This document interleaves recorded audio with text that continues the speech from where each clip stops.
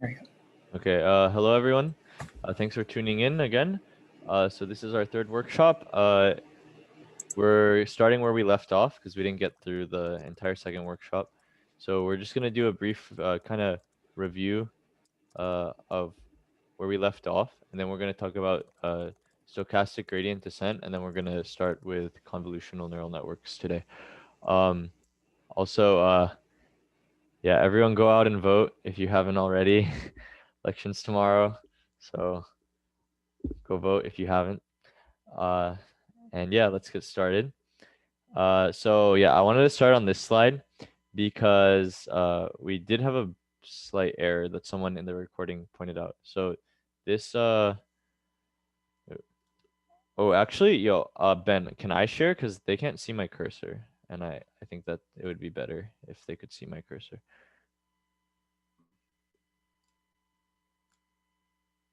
Ben. Sorry, I'm muted. Yeah, you can take over whenever you can, whenever you want. No, you gotta. Oh, I can do it. Yeah, Okay. you can do it. Yeah. Okay. So, yeah. Let me press present. Okay, sorry about that. So, yeah, there was a slight error with this matrix over here. So it was this should be a 7x1 matrix, right? Not a 5x1 matrix, because when you multiply this 7x5 matrix by this 5x1 matrix, you get a 7x1 matrix, right?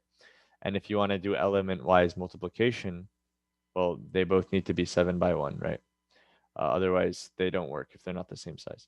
And that makes sense, right? Because we established last week that our output layer, right, has 5 neurons, right?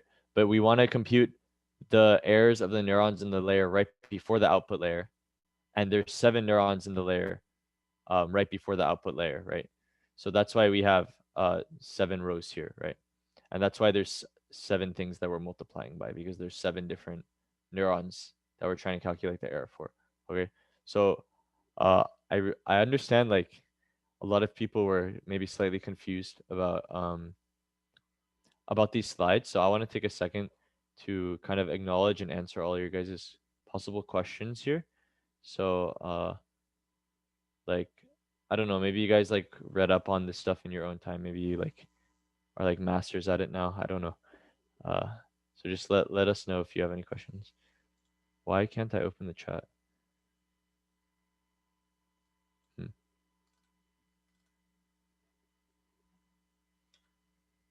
One sec. I want to get the chat open. Okay, here we go. Okay, like are you guys good with this? Like can we move on? I know this might be confusing, so I don't want to move on if you guys aren't good with it. So can you guys say in the chat like if you guys are like good with this or no? Like we have time, like we can totally spend more time on this if you want.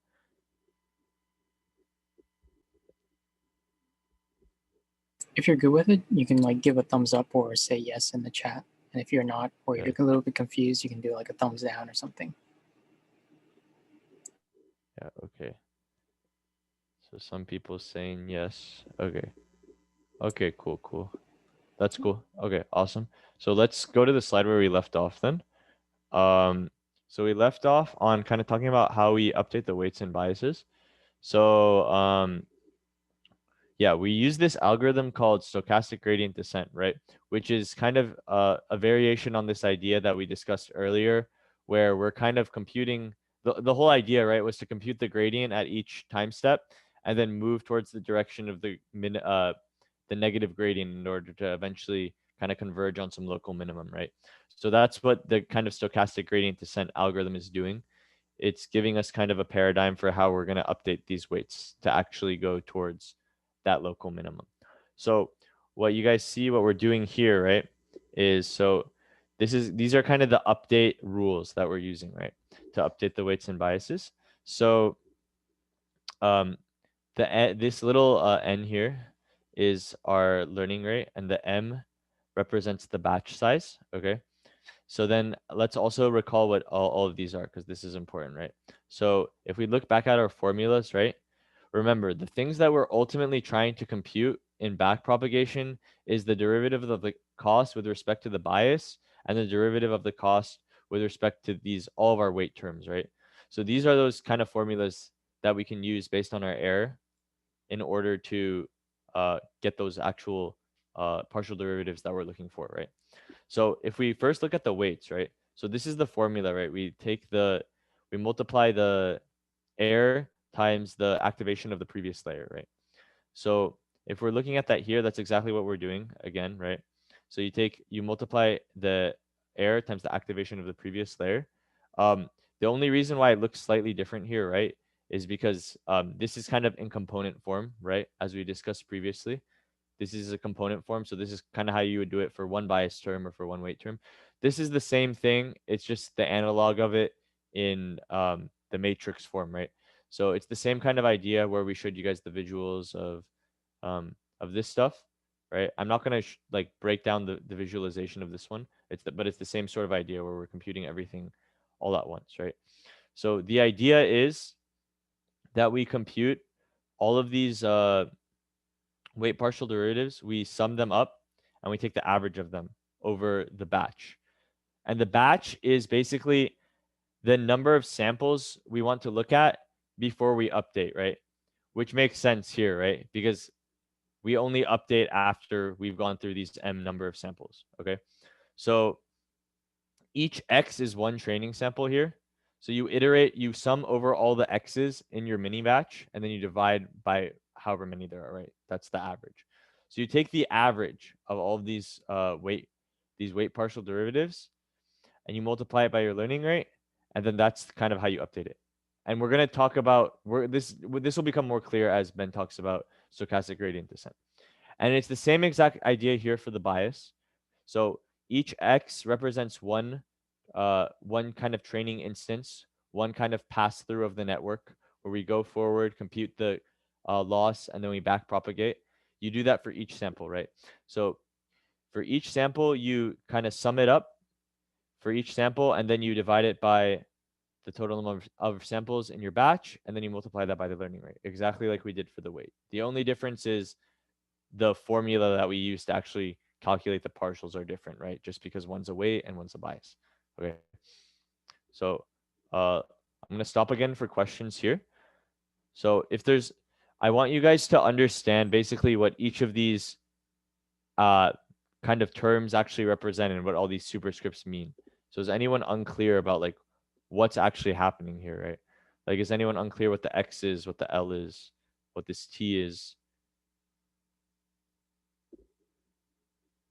Okay. And like, once again, like just feel free to unmute, right? If you're not sure about anything. Okay, not unclear to me. Okay, that means it is clear to you. So that is good. Awesome. Okay, so no, I'm just messing with you. So yeah, this is kind of the rule we use, okay? And we do this for each batch. Now we're gonna Ben is now gonna kind of explain to you guys in detail what this algorithm's doing and kind of when we update the weights and biases in our network and kind of how we can choose that based on the hyperparameters we have. So Ben, I'm gonna stop sharing now. Yep. Or you can just take over.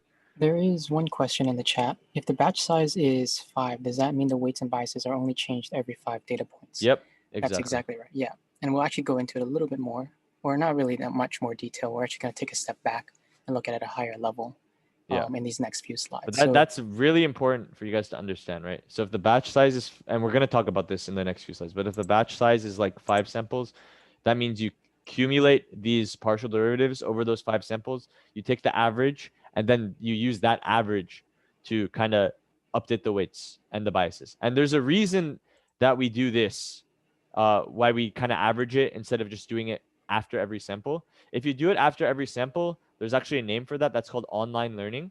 And there's certain situations where you would want to do that, and there's certain situations where you don't want to do that. And Ben's kind of going to go over that. So you can go ahead, Ben. Yep, I'm going to change over right. All right, great. We're on the same slide. So now I want to talk about a little bit about stochastic gradient descent. We're going to take a step back from backpropagation and not really worry about the details and just talk about the overall algorithm at this point. Also, another term for like if you're only doing a batch size of 1 is just stochastic gradient descent. Usually that's what people refer to. Or like stochastic gradient descent sometimes refers to updating the weights every single sample. And what the stochastic gradient descent that we're going to go into is actually sometimes referred to as mini batch stochastic gradient descent, because we're taking a subset of the whole data set, but not just a single sample. But I wanted to compare a little bit to the original gradient descent that we talked about with logistic regression. So what does it mean to, why are we adding the adjective stochastic to it? Stochastic refers to the fact that stochastic gradient descent is an approximation of gradient descent. That the original gradient descent algorithm is actually not that fast, because we have to average over the entire data set. And if you have a small data set, maybe like a few thousand samples, that's probably going to be pretty fast. But when we get into like deeper models, we need huge data sets of tens of thousands, hundreds of thousands of samples, and you have very large networks that are that have millions of parameters that you need to optimize, and just averaging over the entire data set every iteration is not really practical anymore. Another reason is actually related to something we talked about before, which is that the cost function might not, might not look like a paraboloid or something where it is just a single global minimum, right? So sometimes you might have something that looks like this. Actually, you guys can see my mouse, right? Can someone Yeah. see the chat? Yeah. All right. Thank you. So the cost function in this case has multiple local minimums, and you might have a global minimum somewhere along this graph. But let's say we initialize our weights somewhere here where the slope is going to the left, right? If we ran regular gradient descent, what it would do is it would just kind of blindly optimize this by moving the weights further and further to the left until it reaches this local minimum and kind of stays there. With stochastic gradient descent, there's an element of randomness to it, because we're not looking at the whole data set every time we update the weights. So sometimes it might actually update the weights in a way that might optimize for that small slice of the data set where we're looking at. So like these weights are the best, or these weights are better for only a certain some number of samples, but not for the whole data set on average. So maybe in this during that update, the ball will move to the right instead of the left, even though even though the overall cost would increase. And doing so might allow us to reach or find other minimums that are lower than the one we would have normally reached. So now I think there was a question on Discord. So if you haven't used Discord already to ask questions, or if you're watching these recordings and you don't have the opportunity to ask us live, you can ask us during Discord. In Discord, we have a channel for this track, and you can ask your questions there. We'll try to answer as soon as possible. But someone asked about hyperparameters. We didn't get to it last time because we ran out of time, but as promised, we're getting into it right now. With stochastic gradient descent, we have a few new, or just really one new hyperparameter that we haven't seen before, which is the mini batch size. But as a brief review, what hyperparameters are is that they are they're variables that we change. They're not variables that the algorithm, the stochastic gradient descent algorithm, optimizes. Those are regular parameters. Those are the learnable parameters. Hyperparameters are something that we control, like as a machine learning engineer. So we choose these before we start training, and they can affect things like one example is the learning rate. So that we've talked about before changes how quickly or how much it changes the weights in each iteration. So a larger learning rate will learn faster, but you run the risk of either diverging or not really converging to a nice minimum. And then the new one we're talking about today is the mini batch size. And this controls how many samples we average over before we update the weights. So if you have a mini batch size of 1, that would be like stochastic gradient descent. We would, every single sample, we would forward propagate that sample, calculate the cost, and then back propagate that error, and then update the weights. And then we go to the next sample, and then we do the same thing. But if we had a batch size of, let's say, 5, then we would forward propagate, calculate the error, forward backpropagate and calculate the error for 5 samples, and then we take the average of those errors and then we update the weights. Another example of a hyperparameter is the number of hidden layers in the network. This is a little different from the first two. The first two are sometimes referred to as algorithm hyperparameters because they change how the training algorithm works, right? The learning rate changes how fast it learns. The mini batch size changes a couple of things that I'll talk about in a bit. But the number of hidden layers actually changes something about the structure of the model itself. So this is called a model hyperparameter. So you can also change things about change things like the number of hidden layers or the number of neurons per layer, and that would be considered a hyperparameter. So a bit more about the batch size. Since it's not entirely intuitive why or what different batch sizes might do to your learning process, there's a little plot here that hopefully illustrates the effect of changing the batch size a little better. So if you have a smaller batch size, you notice that it learns a lot faster, right? It reaches a much higher accuracy. This is the y-axis is the accuracy, not the loss, so it's backwards. The higher is better, not lower in this case. So you can see that smaller batch sizes reach like around 80% much faster than something like a batch size of 450 or 128, where it kind of slowly goes up and then it kind of levels off here, right?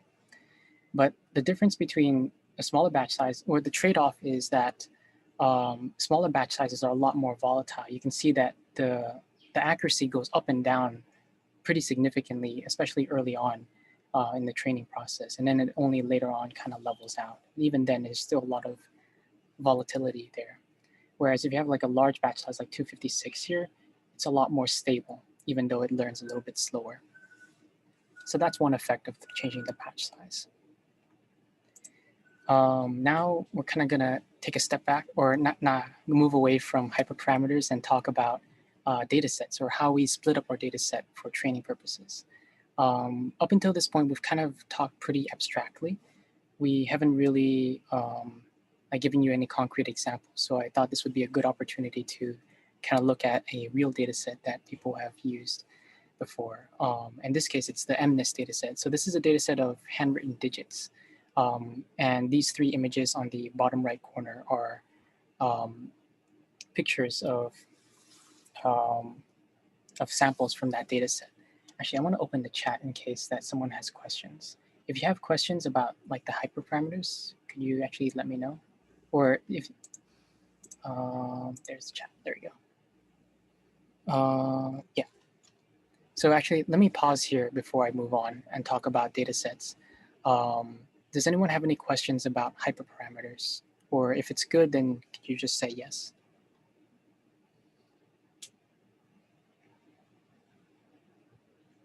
Okay. Awesome. All right. Looks like people are getting it. Yeah, so back to this one, I guess. I'll talk about a little bit about the data set structure. So like I said, these are 4 examples of samples from the MNIST data set. The image on the top, they're 28 by 28 pixels, and they're just black and white or grayscale images. And they come in a pair, right? They have there's the raw pixel data, and that's what you can see here. But there's also the label for it. So this is what we wanted to predict. So in this case, this image is labeled as a 4, this image is labeled as a 1, and this image is labeled as a 0. The goal is to, or the goal of this, or what we want to do with this data set is train a model that will take one of these images and recognize what kind of digit it is, whether it's a 4, 1, or 0 in this example. Move on. Okay, so the MNIST dataset has about 70,000 samples that come in these pairs where you have the image and the label. And one way we could split up this dataset is that we could take the first 60,000 pairs and make that our training dataset, and then we can reserve 10,000 of those pairs for our testing dataset. But why do we want to even like split up our data set in the first place? Why not just train on all 70,000 images? since the more data we have, intuitively that would mean it would be able to better or more accurately predict. Yeah, so Well, wait, Ben. So I think we've addressed this before. So yeah. let's maybe pose that as a question Oh, okay. to let's kind of pose that as a question to you guys. So yeah, why do you guys think we've talked about this before? Why do you guys think it's better? Why do we use a training set and a test set? Why don't we just train on all 70,000? We kind of discussed this in the first workshop. So can someone like we want people to participate. So can someone unmute if you guys know the answer? But if you don't know the answer, don't worry because we haven't really formally gone over Yeah, it. if no one knows, it's okay. But and you can Is totally it, be wrong. It's okay if you're wrong. But yeah. is it to like make sure you're not overfitting? Yeah, that's exactly So right. you Yeah. wanna kind of explain that a bit in more detail? So you don't want, I guess the wording you used was you don't want your model to memorize the data. So you have a testing set to see if it can generalize well to new data that it hasn't seen before. Yeah, that's exactly right. Okay, cool. Yeah, and that's what this slide is about to say. Yep. Our goal is not to memorize the data set. You can see this is typically what you'd see when you train on a data set, or if you have a model that is complex enough to kind of memorize the data. You'll see that the training error keeps going down, but at some point, the error on the test set will go up. It will dip, and then it will go back up. And this is the point where you kind of want to stop training. And actually, deciding when to stop training or when to stop running stochastic gradient descent is also considered a hyperparameter because it affects the overall or it affects the weights that we end up with and the overall accuracy that we're going to end up with. So it's something that it would I guess you would consider it something like an algorithm or an algorithm hyperparameter. But yeah, we want a model that can generalize the data it hasn't seen before. If we have a model that just works well in the training data, that's not very useful. We might as well just have made a hash map or something, and so it can perfectly match the data samples to their labels instead of training a model. But there's also something called a validation data set.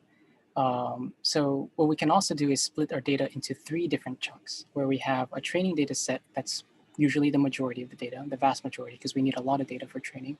But we also have a validation data set that's similar to the test data set. So what's sort of the difference?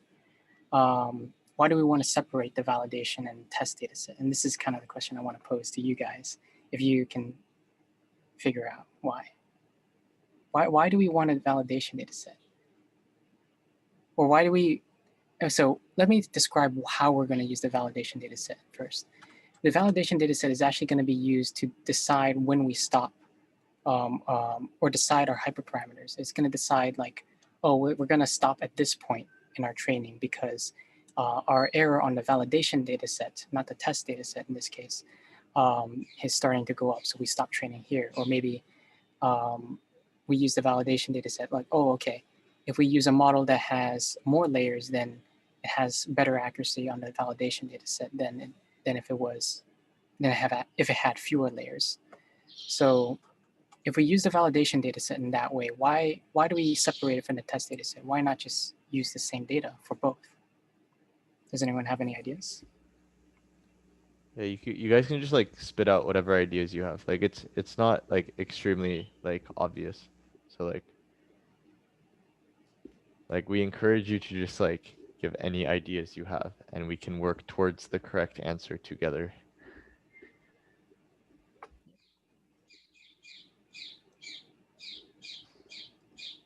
No ideas. Is it like kind of like so you don't overfit the hyperparameters, I guess? Yeah, that's pretty much the idea. Even though we're not training on the validation or data set explicitly, like it's not part of the training data set, we are kind of training on that data in a way because adjusting the hyperparameters, I mean, it's training, but with you in the loop, like you are the trainer in this case, or for like the hyperparameters. So when we take a look at a graph like this, like let's say we trained our model and we found that the error on our validation data set starts to go up, and we stop the training here.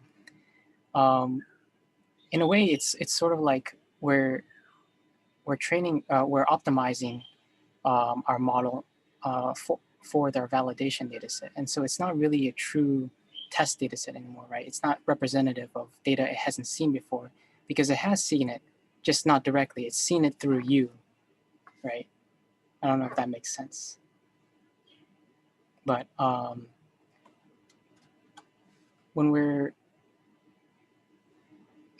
yeah, that's sort of the idea. Does that make sense to you guys, or do you feel like my explanation needs some work? Or would you like to explain another way?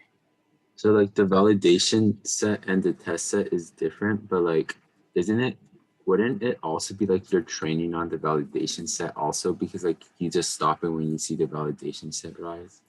Yeah, that's exactly right. So that's why, go ahead. So it's different from just like looking at the test set. So the test set is usually something we reserve to like the very end, like you're ready to use it. You're not going to make any more changes to this data. And then we test it, and then we run it on that. So the test set is supposed to tell us, okay, now we're completely done. We're not making any more changes. How well will this perform when we actually deploy it? Like when we use this in whatever application we decide to use it in. But the validation is something we kind of use as we train. Like we train it once on the training data. We find out that, oh, okay, it's overfitting a little bit because we tested it on our validation data, so we make some adjustments. Or we train it on our training data, and we find out, oh, okay, maybe our model isn't this isn't the right model for this purpose. You know, it's not really it's not, the training error is not going down going down enough. So like a model is not complex enough. So we make some changes to our model, and then we train again. And during this like cycle where we're training and then testing on the validation, training and then testing on the validation, we're not touching the test data set at all. It's kind of like in a glass case, only to be used once we're completely done. I guess that makes sense. Yeah, so what I was just saying in the chat, so you can think of, I'm actually taking a machine learning class right now, and our professor used this analogy. So he said the training set is like your homework, right? Which is what I told you guys earlier. You can think of the validation set like a practice exam, and then you can think of the test set as the actual exam. Okay, that's one way you can think about it. And I see a question in the chat. Is it accurate to say that the test set is for evaluating parameters and validation set is for evaluating hyperparameters? That is a great way of thinking about it. Yeah. I mean, I wouldn't say like necessarily that the test set is for evaluating parameters. It's kind of like both, right? Because it's just evaluating the overall like accuracy, like how well can you actually do when you're generalizing. But I think that's a really important thing to understand, is that the validation set is used to basically tune your hyperparameters, right? And there's a very specific kind of formulation or like algorithm or procedure that machine learning engineers use when they're creating validation sets, and it's called n-fold cross validation. So if you guys are kind of interested in the exact procedure of like how you do all these things, you can kind of, if you look up n-fold cross validation, you'll get a bunch of information about that.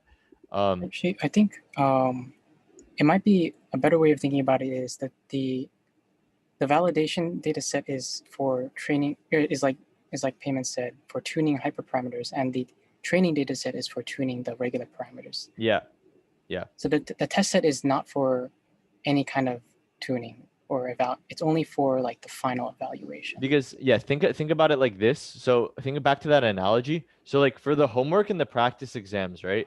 You can kind of improve your own understanding of the information because you kind of have feedback, right? So for example, like when you do your homework, after you turn in your homework assignment, like a week later, it gets graded, and then you see how you did, and then you see what you got wrong, and you can improve upon that. Same thing like when you take a practice exam. You take the exam, and usually like your professors will post the key to that exam so you can see how you did on it, and then make any necessary adjustments, right? But then when you're doing the actual exam, obviously you're not going to have any answers to compare against, right? Just like in the when you're training the model against with the test set, you don't actually go back and be like, okay, like you got it wrong, like go fix it. It's just like, no, you got it wrong, you got it wrong. Your accuracy goes down. You can't, the model doesn't have a chance to like go back and change anything right anymore. It's like if you got it wrong at that point, you got it wrong. That's so the analogy really works on a pretty deep level, I think, when you think about it like that. Yeah, I like that, the practice test analogy, and the real test. Yeah, and the question is the validation test or set tested after every training batch? You can do that. When you're training, you can just kind of keep monitoring how well it's doing on the validation data set after each batch. It might be, if the batch size is kind of small, like every 10 samples, it might be a little bit excessive. You might just want to test it more occasionally, like after every epoch. And that actually goes into our next slide, which is talking about, it's just more terminology, really. So what we call one epoch is like if we go through the entire data set once. One batch, right? Our batches depends on the batch size. Is we feed forward the inputs of each sample in the batch. We calculate the weight and bias for those samples, and then we take the average of the partials, and then we update the weights and biases in that batch. So we do, that's like maybe 10 samples at a time or 40 samples at a time. That's what considered one batch.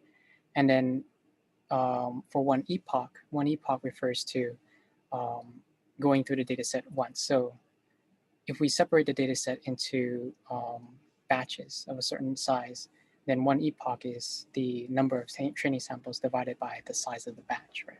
Yeah, so let's kind of give a concrete example of that.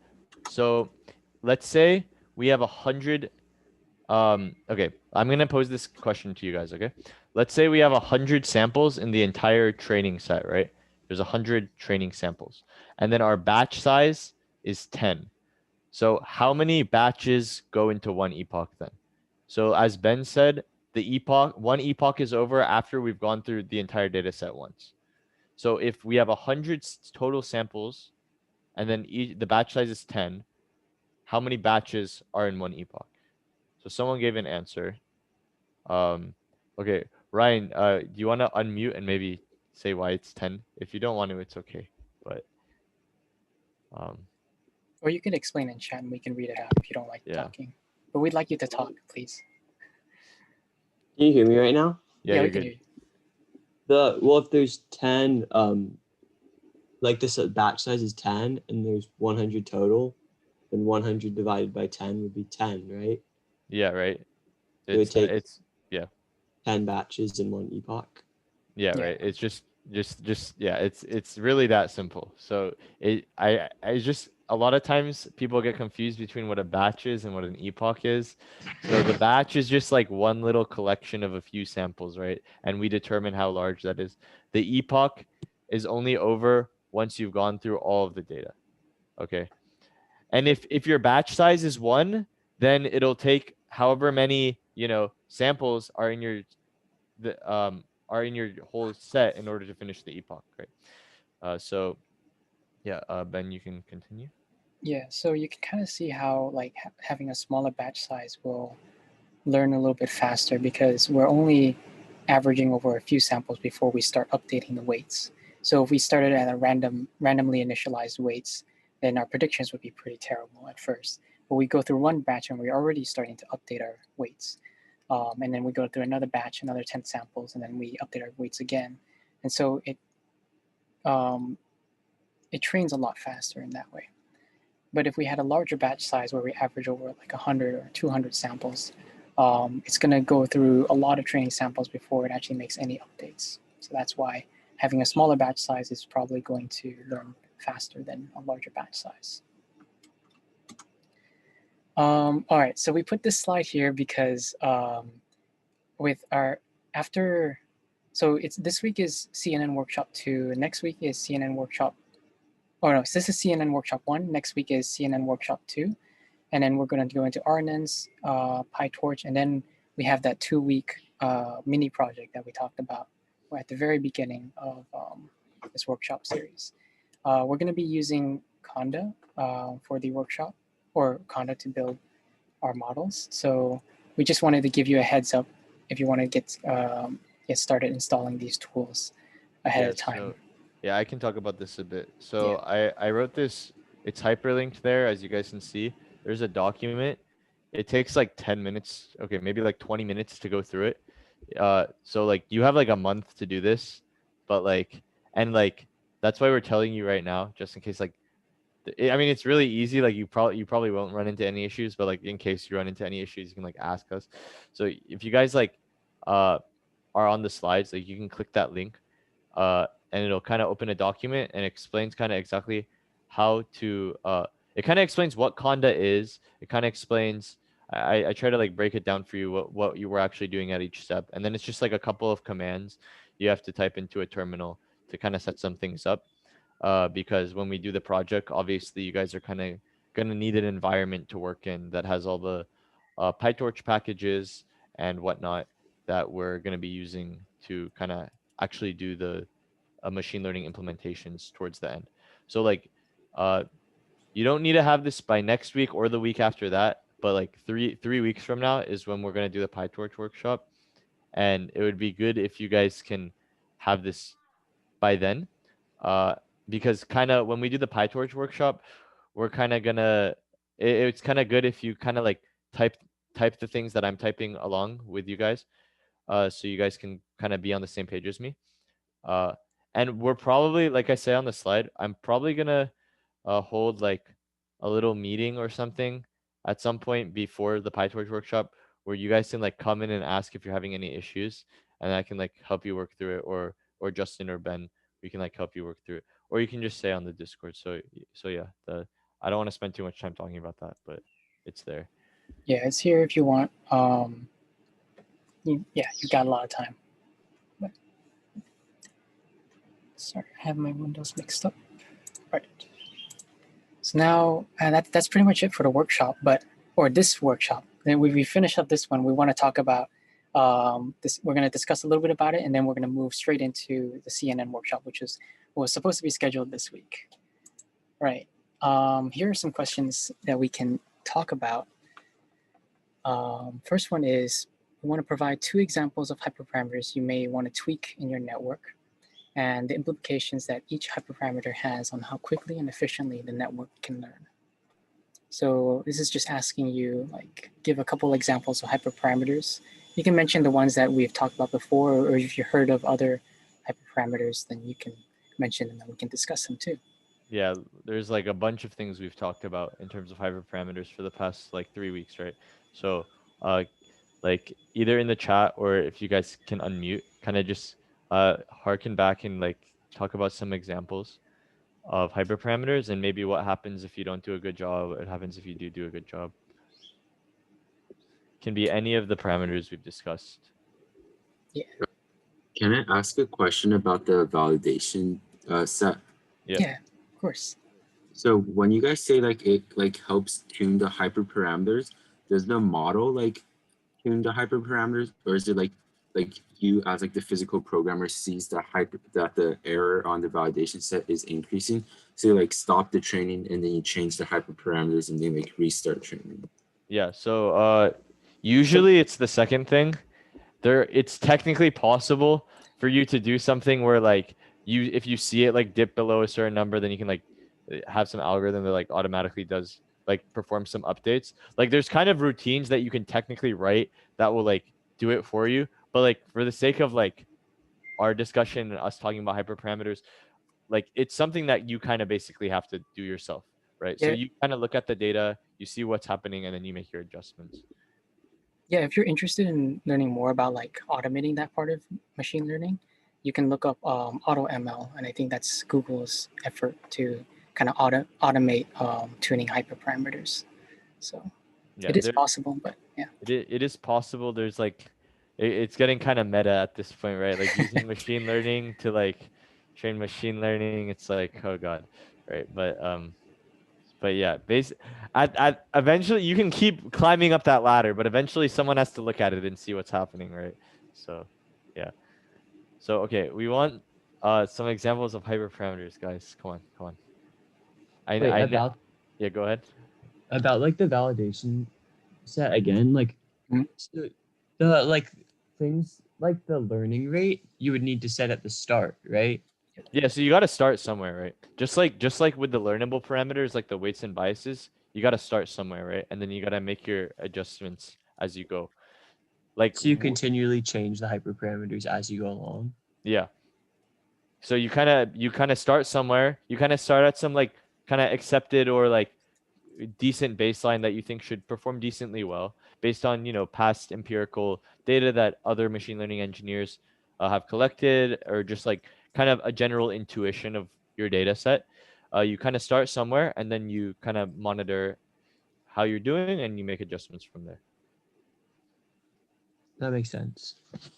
Yeah, you always gotta with all like programming, right? You gotta initialize everything. You gotta start somewhere, right? So yeah.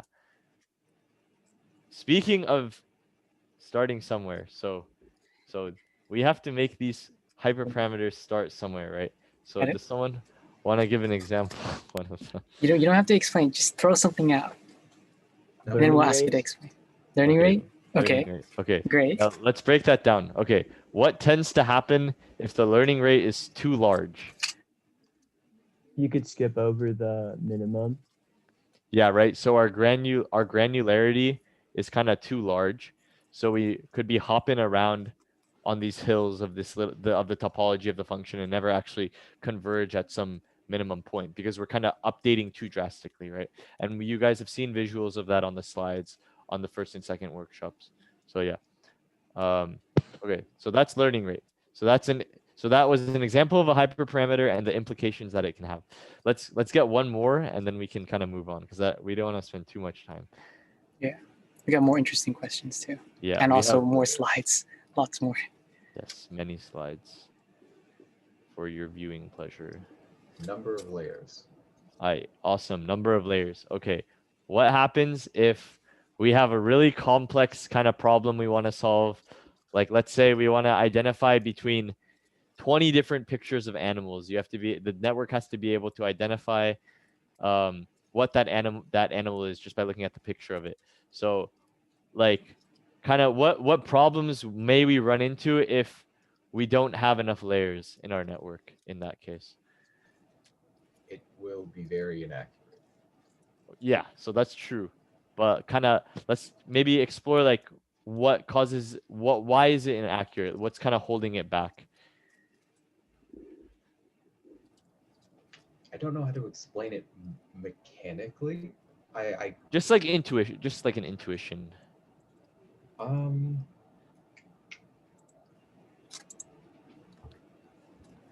Because it is difficult to explain it mechanically, right? I figure every layer is like isolating parts of the picture, or like isolating let's say elements of the picture and then making some judgment on it. Sure. If that's correct and there aren't enough layers, then it won't make enough judgments. Yeah, so that's a good intuitive kind of way of thinking about that. So I like that. So and then Kyle says in the chat kind of more generally that it's kind of not powerful enough to capture those complex relationships, which is kind of a more general idea of what you just said, right? So we kind of need to have enough tools to kind of play around with in order to encode all of that information. There's a lot of latent underlying information that needs to be captured and learned, right? Just intuitively, right? If you as a human being need to memorize or learn about 20 different concepts versus 2 different concepts, you as a human are going to need to kind of exercise more of your brain space and more of your own energy to kind of learn those relationships, right? There's more information there, right? And if there's more information there, we need to have a stronger model, a more capable model in order to capture those relationships. So yeah, that's entirely correct. And the same goes the other way. If we have a really kind of simple problem we're trying to solve, there's no reason to kind of throw in like 20 hidden layers, right? Because that, for one, is going to cause a lot of overfitting, actually, because it's going to quickly try to like saturate those neurons to kind of learn that one problem, right? And so it'll overfit really quickly, and it'll just waste a lot of space and runtime complexity, right? Because it's just not necessary. So the size of our model in some sense needs to be proportional to the complexity of our problem. Okay, so we can move on from this question now. Yeah, actually, I wanted to show a little bit. Sorry, we're Go kind ahead. of kind of on this for a while, but if you have a model that's not complex enough, that's like underfitting, then what you'd see is like the training error and the test error would be kind of high throughout, right? It's not you're not going to necessarily see this training error go down and the test error have this characteristic dip. But if you have something that's overfitting, then you'll definitely see this kind of, or if you have something that's complex enough, then you'll see this kind of dip, and then you can kind of choose where that cutoff is. If you have something that's perhaps overfitting too much, then you might see this dip occur a lot earlier or something. Yeah. Just wanted to point that out. So it's not just like hypothetical, it's something you can. Yeah, let's see. kind of go to the next question because we need to get to the CNN. Yes. So the next question is, suppose we're performing stochastic gradient descent on our network for training on the MNIST dataset. Our batch size is 10 samples. Our training dataset is 60,000 images, and our test set has 10,000 images. And we want to train over 40 epochs. The first question is, how many images are used in each gradient approximation? Yeah. All right. Lightning round, guys. Lightning round. Just like if Throw you out know, numbers. just say it. Just throw out the numbers. Yes. And I'll I don't want to waste too much time, so I'll like explain why if you guys like get it. So how many images? So the first question is basically asking like how many samples do we go through before we update the gradient each time, right? 10. Yeah, nice. 10. So it's 10 because our batch size is 10 samples, right? So as we've just spent a lot of time talking about, you go through your each batch. So you accumulate those the partial derivatives across those 10 samples, and you take the average, and then you update them. So that's the answer to A. Awesome. So answer to B, how many times is the network going to update its weights and biases? Okay, so you're gonna need to do a little bit of division. You got to divide something here, right? It's not okay. Okay. I see many answers. Hold on. I actually did not multiply it out. I just left it in So like. I mean the answer. Okay. The answer. Well, the answer is 6,000 times 40, right? So Yes, how do we? 24. So Yeah. how do we get 6,000, right? So we get 6,000 because if each batch size is 10 samples and there's 60,000 total samples in the training set, that means it's there's going to be 6,000 batches, right?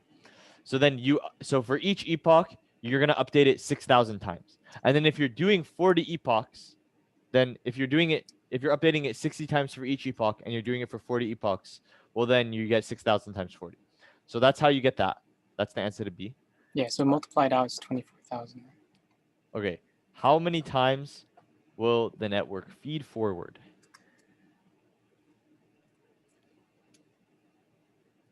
That's right. Cool, got it. Yeah. For C. Okay, that is correct. So so this is something you guys need to be clear about, right? We still need to do that whole process of feeding forward, and well, this kind of gives away the part D, but we got to do the whole process of feeding forward and back propagating at each step, right? Because we still have to individually for each sample calculate those partial derivatives, right? It's just that we average them, right? It's not like you just like can kind of cheat and like do it, you know what I'm saying? You still have to go through each of them one at a time. So you still have to feed forward. So you have to go through the whole training set for each epoch. There's 60,000 images. So you feed forward 60,000 times for each epoch, and there's 40 epochs. So you get 60,000 times 40. Yep. And you already gave the answer for part D. So okay. we'll skip that. Yeah. Okay. That is a good question. So someone says, wouldn't the network feed forward for each image on the test set too? Like, yeah, it does. You're right. It's like I should have said in the training process. My bad. But that's a good thing to clarify. Yeah. Technically, if we're also testing it, then you would have to do it that extra 10,000 times, right?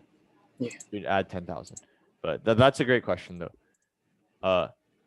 Yeah, But you're exactly right. It's just we But were thinking of training. But that doesn't apply to part D, right? We wouldn't add the 10,000 regardless, right? Because we don't back propagate in the test. Because the back propagation, we do the back propagation when we're updating our weights and biases, right? But once we're testing, we're not updating anything anymore, right? All we do is feed forward, because all we need to do to get the prediction, right, to see how the network does, is to pass the input through and get our output, right? Just simple input to output. We don't have to do any of that complex back propagation, figure out all these partials, because we're not updating anything anymore.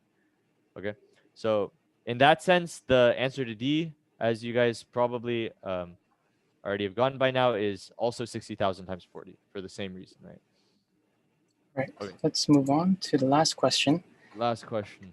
This one's kind of more of like a maybe not necessarily like a correct empirically correct answer. We would kind of actually have to test this to figure it out.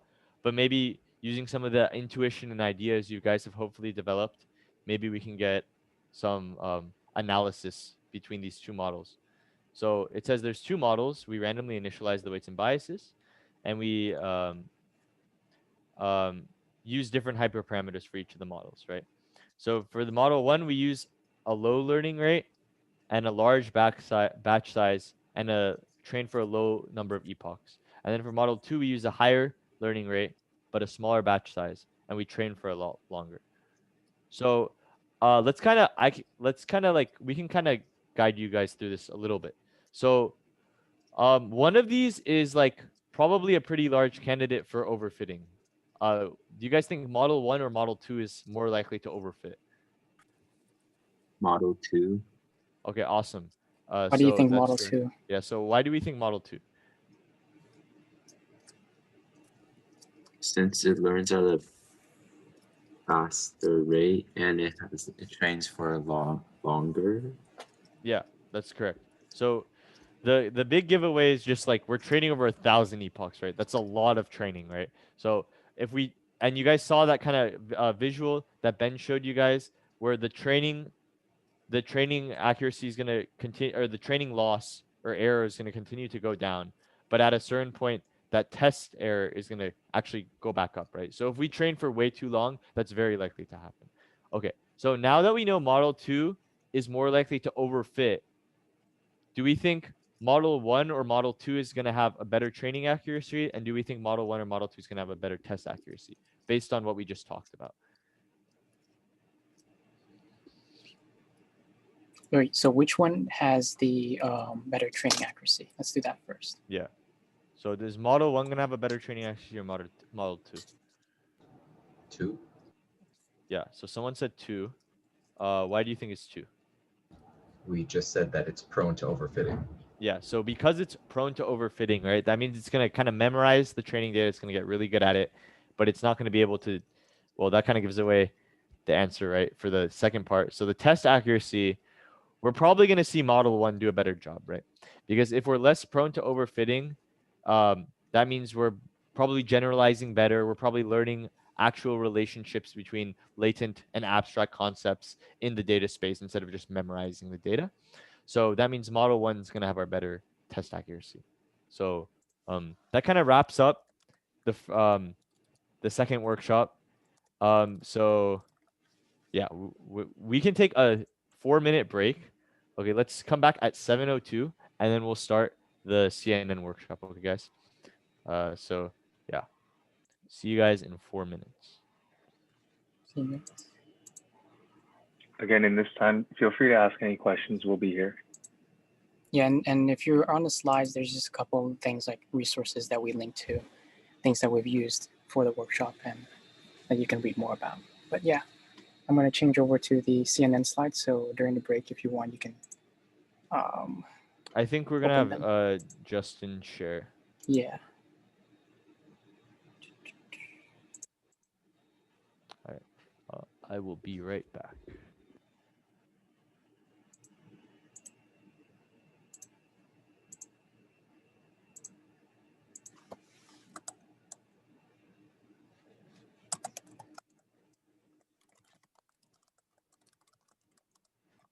Can you explain why Model 2 will tend to overfit? So yeah, I can explain that. So model 2, we showed earlier, well, there's a couple reasons. Oh, good. I'll be a little bit more specific this time since we during the break. Model 2 has a learning rate of 0.1, which is higher than Model 1. Actually, can I share the screen again? Let me do that. Okay, great. So let's go back to that slide. Yeah.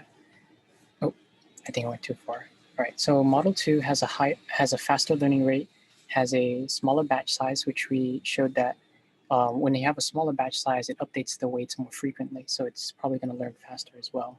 And it trains over 1,000 epochs versus 200 epochs. So for all those reasons, it's probably going to tend to overfit because, hold on, sorry, where did the chat go? All right, yeah, it's going to tend to overfit because we're training for a lot longer, and so we're continually optimizing. We're trying to reduce every single iteration. The stochastic gradient descent algorithm tries to reduce the loss on the or reduce the cost function, so that reduces the error on the training data set, and that's going to tend to kind of memorize the training data set if we have a model that's complex enough to overfit. There's the chat. Okay.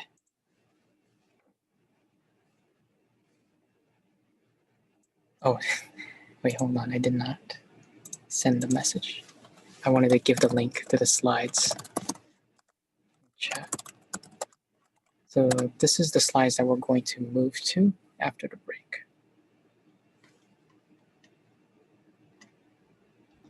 Could you restate what an epoch was? Yeah, I'll go actually to the slide. I think the diagram helps. So one epoch is going through the entire data set once, right? So if we had 60,000 samples, then we would say we've gone through one epoch when we've looked at all 60,000 samples. And when we're doing mini batch stochastic gradient descent, what we're doing is we're splitting up those 60,000 samples into smaller batches, and each batch we update. But one epoch is still just those 60,000. Yeah, so usually algorithmically, what happens when you're actually implementing this is, so for each epoch, let's say your batch size is 5, you're gonna like shuffle the data around, and then you're gonna kind of create partitions every 5 samples, and then each of those groupings is gonna be one batch, and then you're gonna update you're gonna go through each of those batches, and then you're gonna update after each of those batches. And then once that loop is done, once you've gone through all of those batches, then you're done with that epoch. And then there's a bigger loop outside of that, right? For the number of epochs. So if you have 5 epochs, then you'll do what I just said 5 times. Then you'll start from scratch. You'll shuffle the data again. You're gonna split it, make partitions every 5 samples again, and then you're gonna repeat that training process. Okay, so it's 7:02, so it breaks over. So Justin, do you want to share your screen? Sure.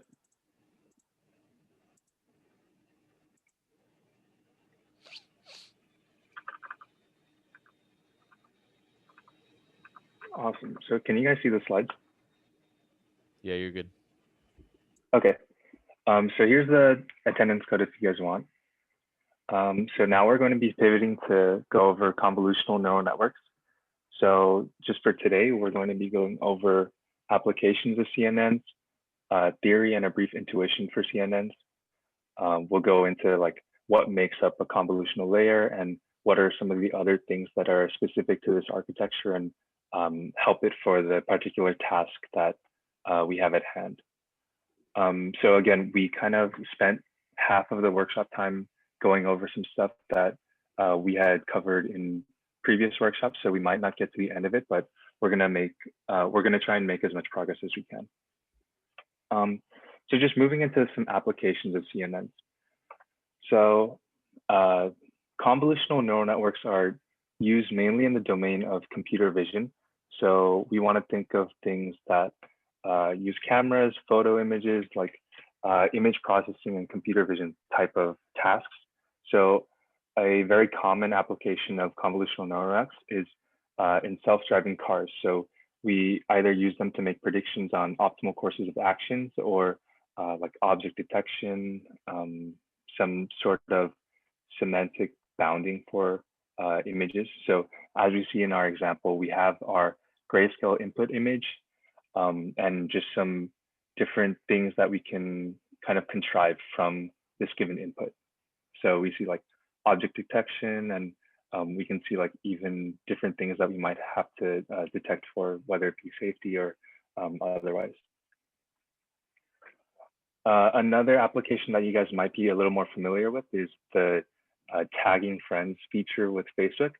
So Facebook actually uses convolutional nets to be able to first detect that there is a person. So it'll kind of parse through all of the pixels within this image and see like, oh, does this look like a face? And after doing so, it'll try and figure out for itself, like, is this one of your friends? Like, can you accurately tag them and like suggest that person even to you, which is a pretty crazy problem if you think about it. But we do see very good performance by these architectures on these specific problems.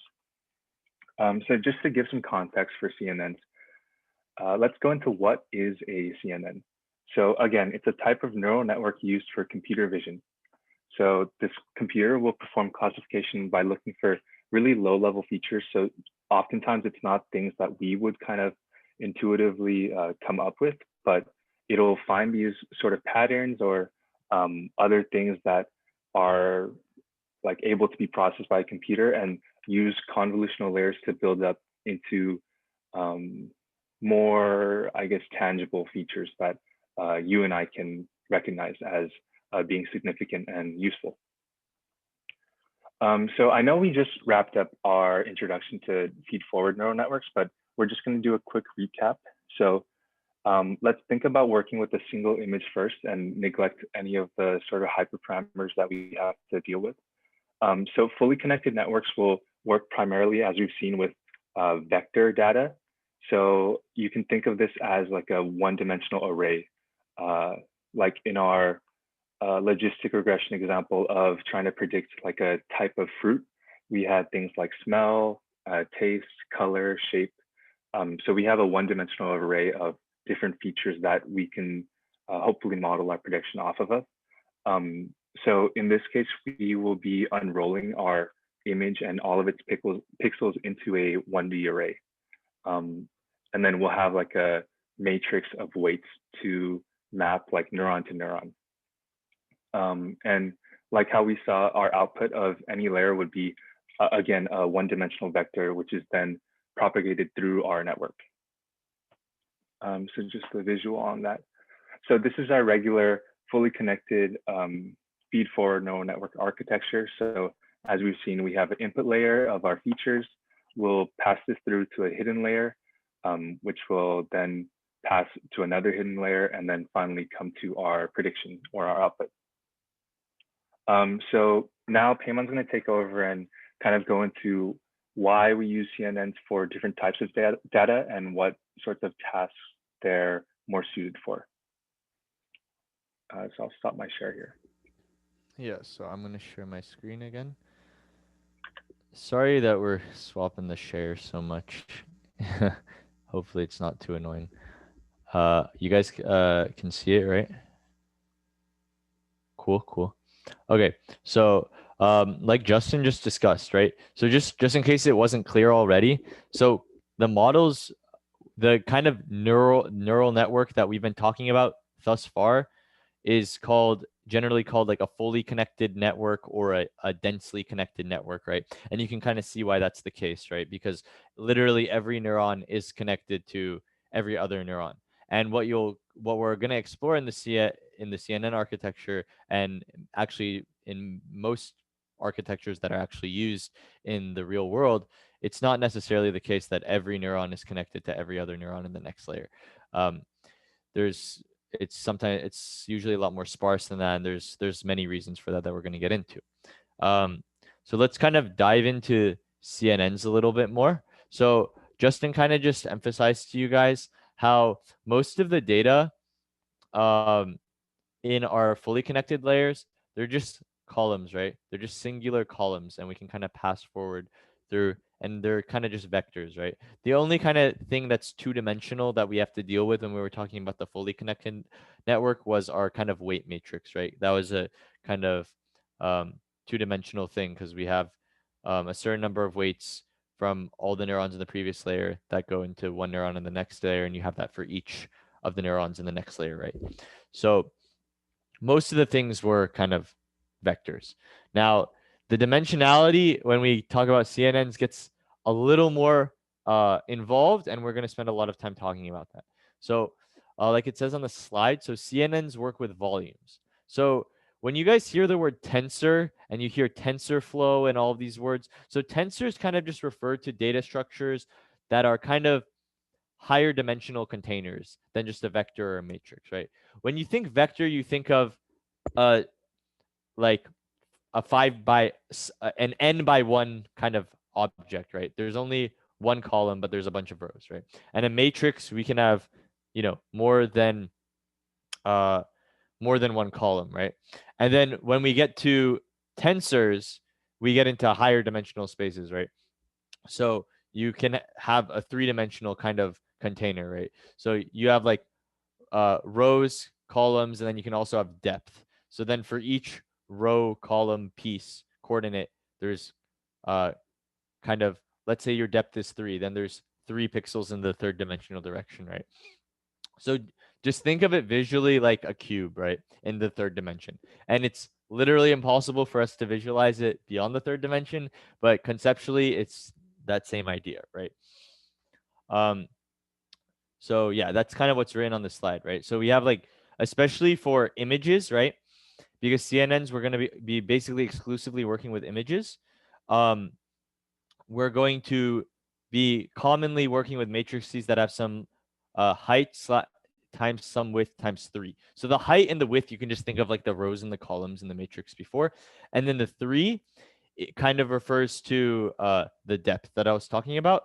And we need to have this times 3 here because images are colored.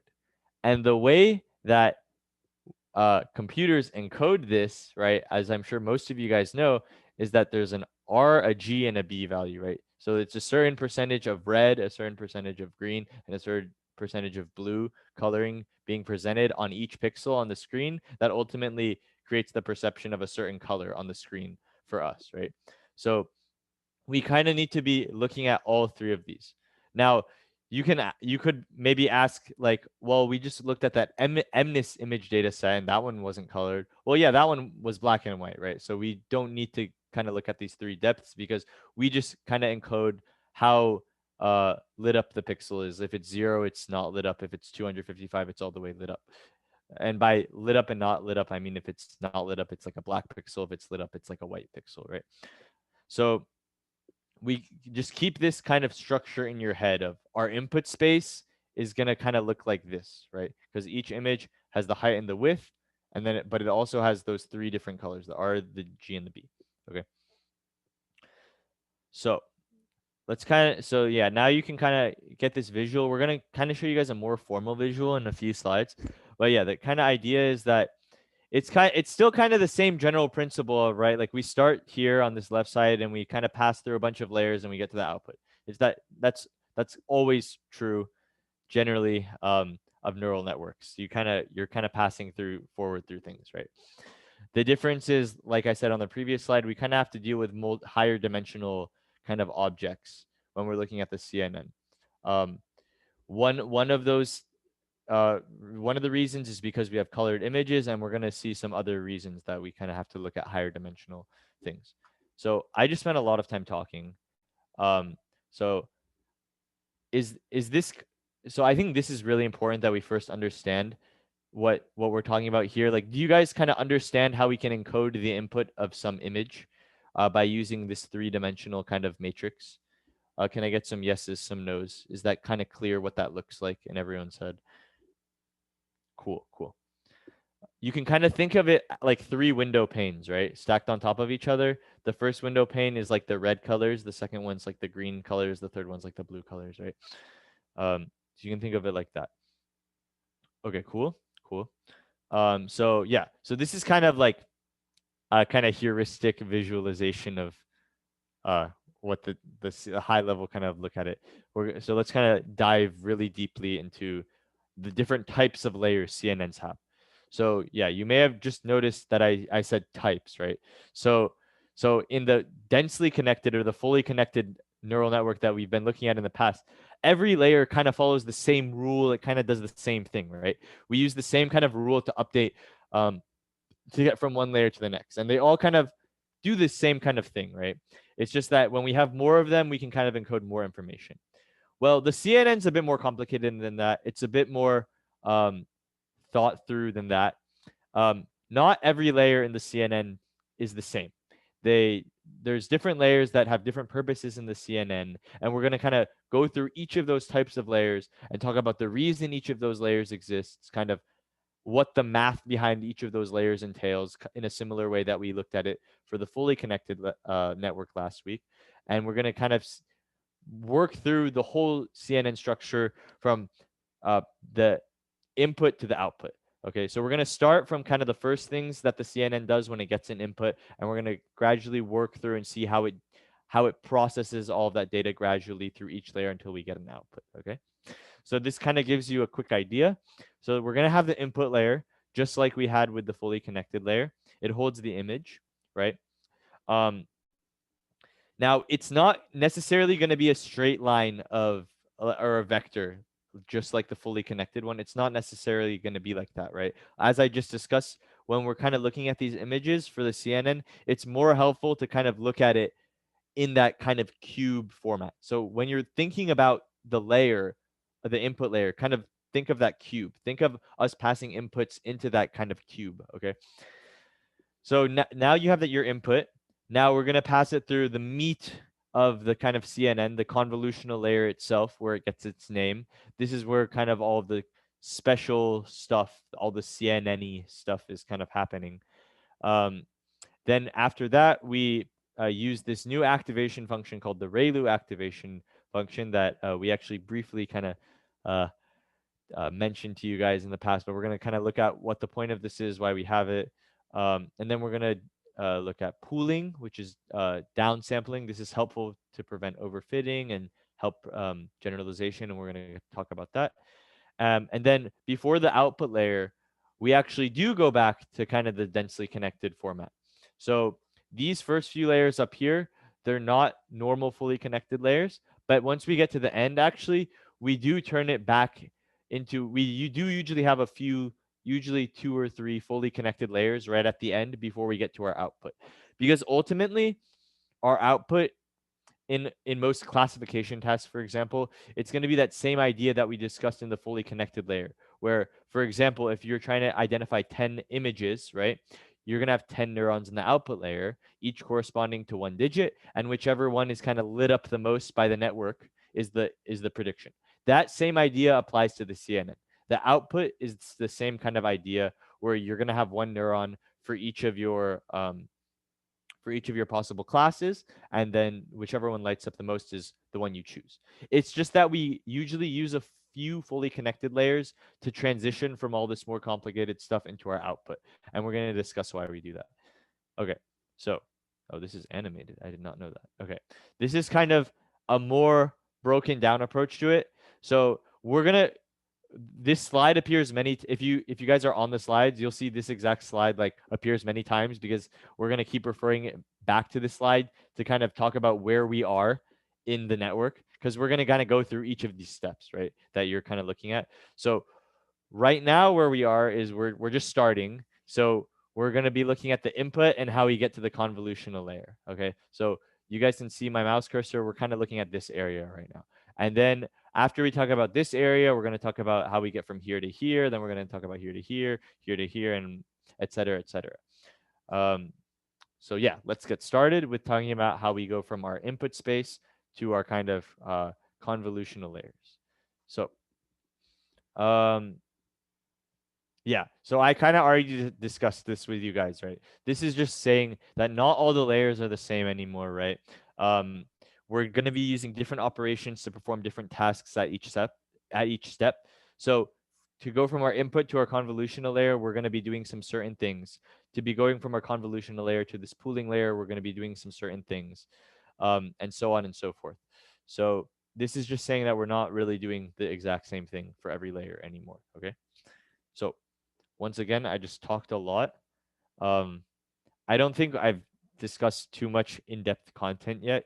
So you guys probably don't have that many questions, but just in case something's unclear to anyone, please just say it in the chat. If not, we can move on. Actually, we can do a fun exercise. Let's do it. Because we need to make sure we're keeping the interaction levels up. So we've kind of we have talked about a few things about CNNs at this point, right? We've talked about kind of what they're used for.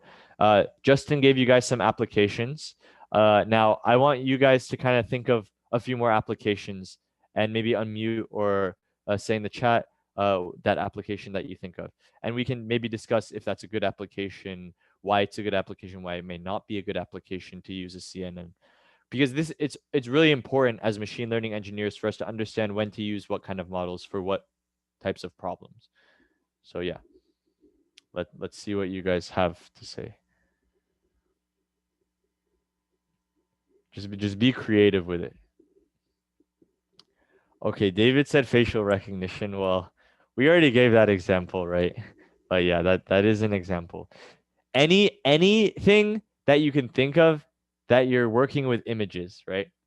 These are specifically, this architecture specifically exists to work with images. So come on, I know you guys have some cool ideas. I know a lot of you guys probably are coming to these workshops. You can like execute on that cool project that you guys are thinking of. Okay, so someone says agriculture. Okay, so there's definitely a lot of uses in the agricultural space. Yeah, so someone says where to water. Yeah, so you said where to water. Yeah, so that's cool. So I can maybe kind of connect the dots there. So yeah, you could maybe imagine a circumstance where you have like a drone, right, looking over a farmland, and you have like a bird's eye view of the farmland. You have some bird's eye view of that farmland, and maybe your model is able to recognize, oh, this area of my farm is not getting enough water. I need to water that place more. That's a great example. Someone says feed a screen of a stock chart and predict how the trader is feeling. Okay, yeah, that's great, right? So if you just see that the stock is just going woo all the way down, right? You'd imagine the stock trader would not be very happy with themselves, unless they already sold all their stocks and they're just like, whew, right? But someone says computer generating art. Okay, so that is actually very interesting that you bring that up. There's models, and we don't talk about them in advance, but I think we're running advanced plus next quarter, and we will talk about these. There's these types of models called generative adversarial networks that are actually able to generate images. So you can actually generate like artificial images of like a human or a tree or literally anything using that model. But that's a bit more complex. You can't use just this kind of vanilla CNN because that's kind of working backwards, right? You're actually the one creating the image there. So that's a bit different. Victor says, I love these questions. Could you use it for videos? Yes, except not just the CNN. We kind of have to get a bit more complex with that. When we talk about recurrent neural networks, we'll talk about how you can kind of use a combination of convolutional layers and recurrent layers to work on videos. But for now, what we're looking at right now is only working with kind of still images. But great questions. We're going to be kind of we have content to address all of these things later in advanced track and in advanced plus and stuff like that. So great questions. Awesome. Also, just a point to mention, CNNs aren't just used for image tasks. So if we look back at the mathematical definition of a convolution, it's when you take like two functions and you perform some sort of operation on the two, and that'll tell you about like how they influence each other's shapes. So you'll see a lot of like these applications also within not like image specific things. Like There's work done in like signal processing, And like all types of graph stuff. theory, that's Yeah. another. So yeah, just there's a wide range of things. If you can kind of fit it into that general form, mathematical form, then you're good to go. Yeah, it's just easiest for us. It's just this kind of idea is particularly well. Images are particularly a good example of this, and that's why when you see computer vision tasks, they almost always use CNNs. But there's other areas where CNNs can be used as well. So thanks for pointing that out, Justin. So let's kind of contrast in more detail between the densely connected layer that we looked at in the past and what we're about to look at.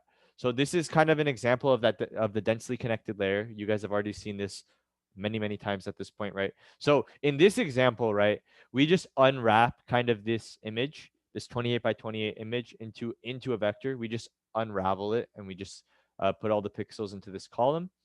And then we just feed it forward and everything's connected, right? But what's something that's interesting to point out about this is that if we actually kind of graph or kind of look at the visuals and kind of plot what each of these, what's being lit up by each of these kind of hidden layers, we kind of get to observe some interesting trends. So you can imagine that these images kind of are each representing the output space of one of the hidden layers. Okay, so we know that the output layer is just gonna light up whatever it thinks the prediction is. But in between, right, we've discussed in the past how and a lot of you guys have used this as examples, or when you're explaining things, how each hidden layer kind of learns about some hidden information in the image, or not necessarily an image, but in this case we have an image, right? And it can kind of pick up some trends. Maybe it can recognize that the 8 kind of should have a loop somewhere, or the 8 should have like 2 loops on top of each other, right? It should be able to pick up these patterns. And kind of the point of this visual here is to kind of show you that, yeah, these hidden layers, they do pick up some interesting information, right? Especially, I think it's especially prominent in this third image here. You can really see that it's kind of picking up how there should be some dark pixels, some kind of two kind of spaces of dark pixels surrounded by white pixels. You can really see the 8 kind of actually showing up in this third image. So the point of this is to kind of motivate the idea that neural networks in general, they pick up on this kind of information, and they can build these trends. And sometimes they're able to do this in much the way that humans do it, right? You can clearly see that it kind of does it the same way that a human would think about it, right? It's like, okay, you have a loop here and you have a loop here. So it's interesting to think about that. And this is really important when we discuss CNNs. But let's discuss why, although fully connected layers kind of do this, why maybe they're not great for images, or maybe they're not the best thing to use. Okay, so for one, it doesn't scale. They don't scale well for large images, and this is precisely because the network is densely connected. It's precisely because we need to hold a weight. Each of these lines is a weight, right? That's a lot of information, right? There's a lot of information that's being held here and being encoded here. And the idea and the intuition behind CNNs is maybe there's a more efficient way to set this up so that we don't need to connect everything. And so we would save a lot of bandwidth and a lot of computational and space complexity, but maybe do an even better job than what this fully connected network is able to do. So that's one really big thing. It's often not feasible when you have really HD images, right? Because think about it. If you have some full HD image, 1920 by 1080, that's let me just do that right now. 1920 times 1080, right? That's 2,700,000. Yeah, it's a big number, right? It's a really big number. So you would need that many inputs, right, in your input layer. That's a ridiculous amount of inputs. And you would need that times the number of neurons in your hidden layer just to encode all of the weights from here to here, right? That's a ridiculous amount of weights. That quickly becomes exponentially infeasible. Okay, so that's a really big thing. Another smaller thing that kind of impacts the performance we get out of them between fully connected layers and CNNs is that fully connected layers are really sensitive to translation. So what that means is, you see in this instance that we kind of have an 8, right? And the 8 is like in the center of the image. It's kind of right in the middle, right?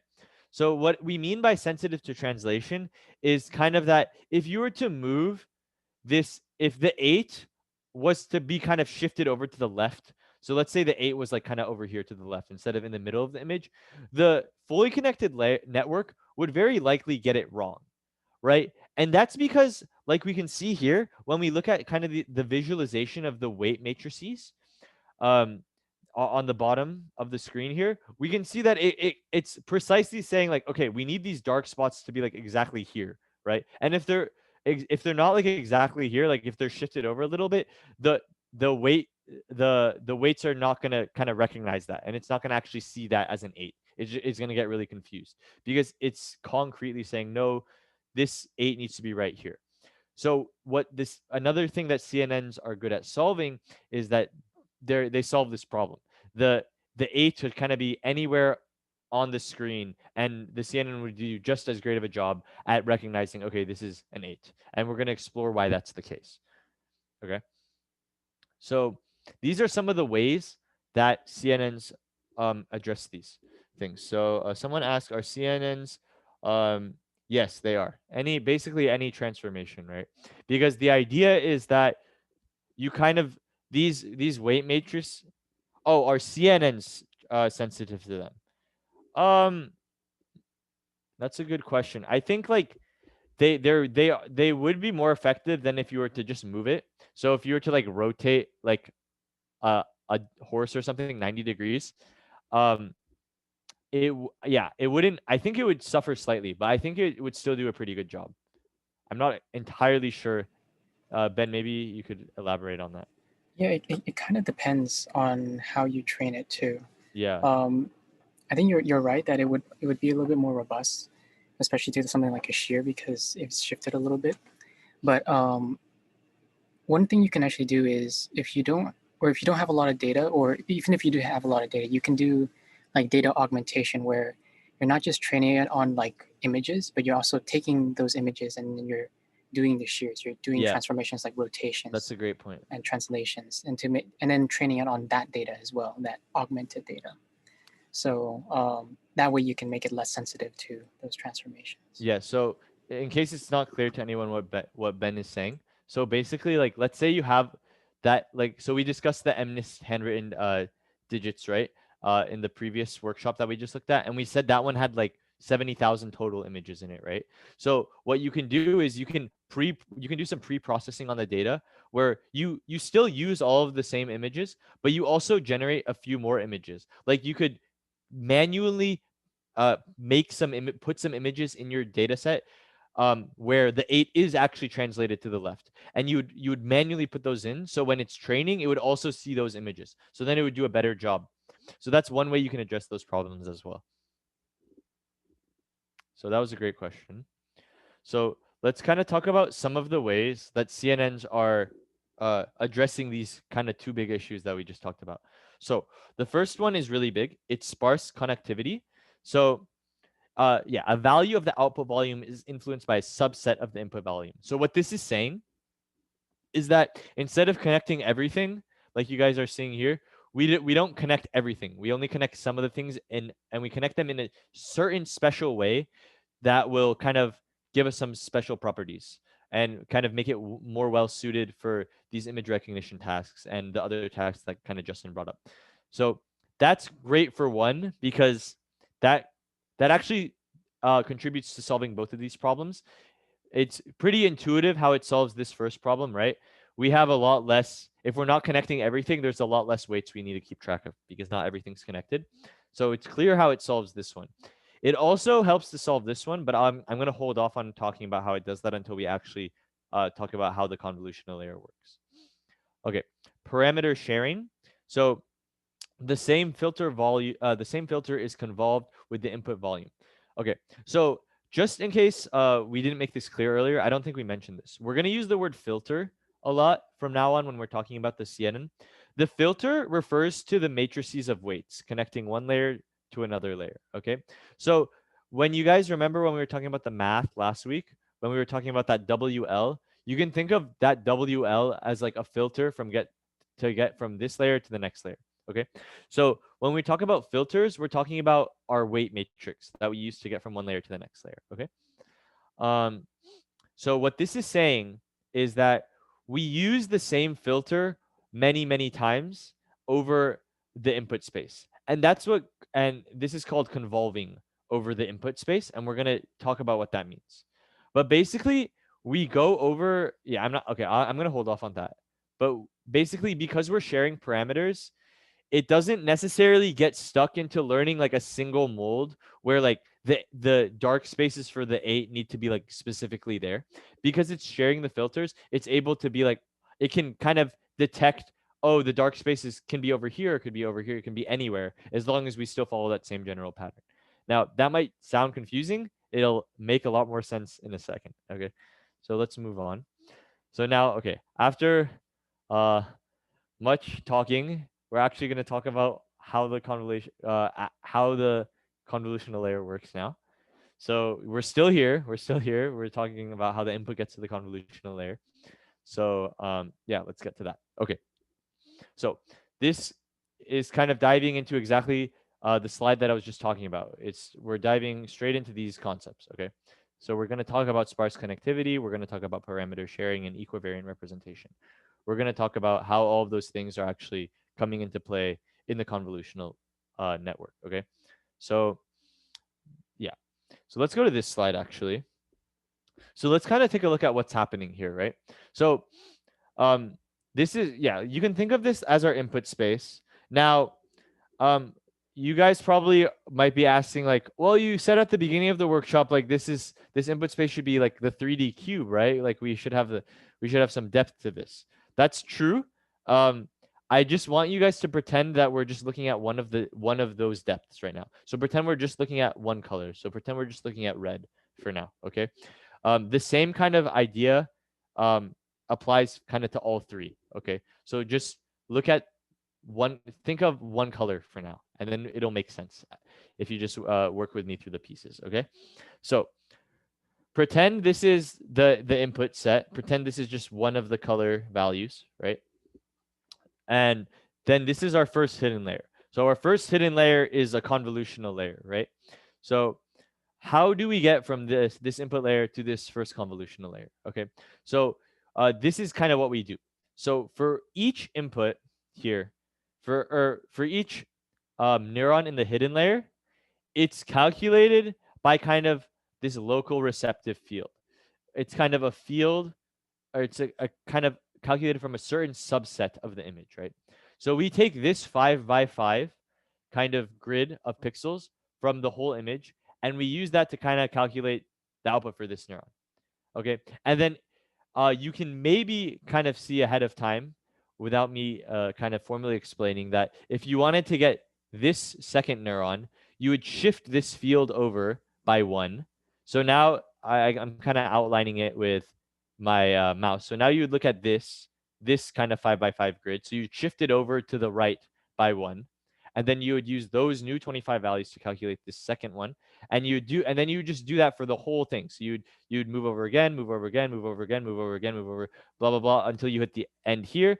Then you would come back here and you would move down once in the vertical direction, and you'd use that to calculate this one. And then you'd move across again and again and again. You do that whole thing until you filled out all of these neurons. Okay.